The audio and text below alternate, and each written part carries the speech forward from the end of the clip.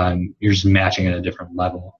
So is that kind of what you're getting at? Is there something? Yeah. So I mean, yeah, like so anecdotally, and the example I like to give from a metaphor standpoint is like, who do you think works harder for the sale? The guy who's selling the Ferrari or the guy who's selling the Honda Civic?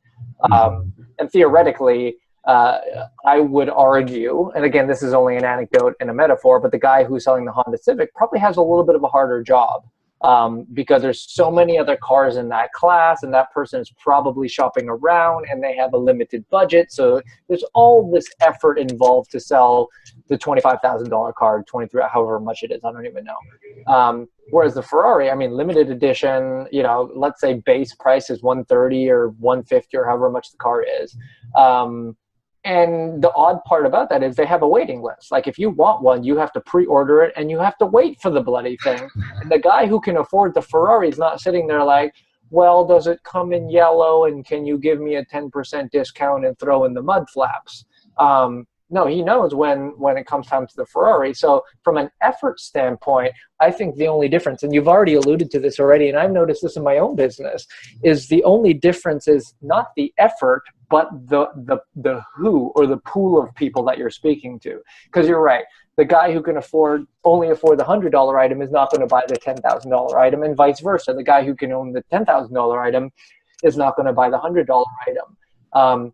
And again, transactionally, the effort is the same, probably even easier on the high ticket.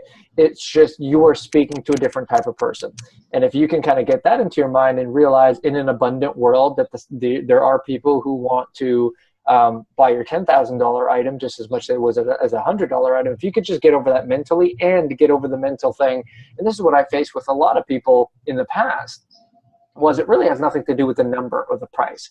It had everything to do with their mindset of being okay with charging that number.